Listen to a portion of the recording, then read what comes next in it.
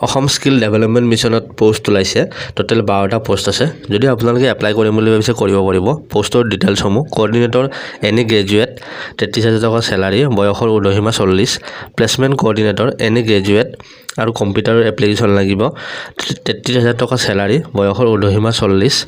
ৰিসেপশনিষ্ট any graduate লগতে computer 1 বছৰ course লাগিব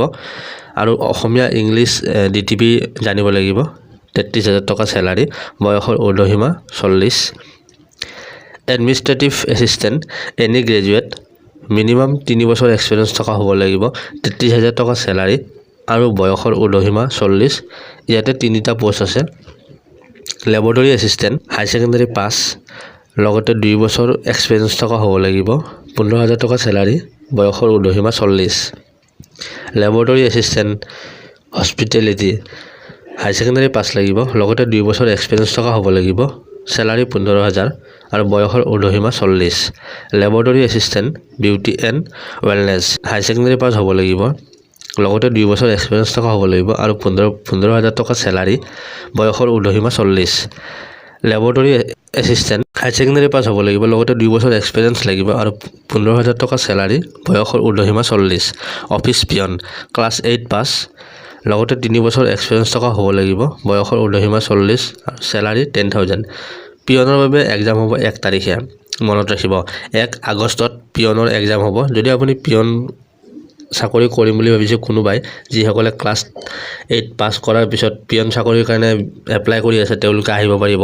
তেওঁলোকে আহিব লাগিলে অফিস এড্ৰেছটো হ'ব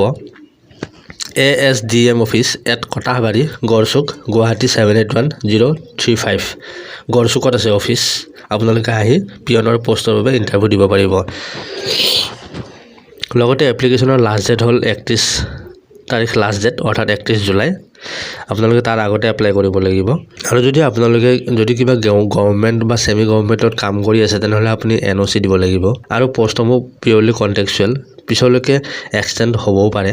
আৰু আপোনালোকে সকলোবোৰ ডিটেইলছ ডকুমেন্ট আৰু আপোনালোকৰ যিসমূহ ডকুমেন্ট সেলফ এটাচ কৰি স্ক্যান কৰি আপোনালোকে নিজৰ বায়োডাটা সহ এইটো এড্ৰেছত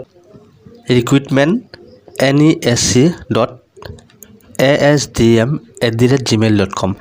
এই মেইল এড্ৰেছটোত আপোনালোকৰ সকলোবোৰ ডকুমেন্ট লগতে সেলফ এটাচ কৰি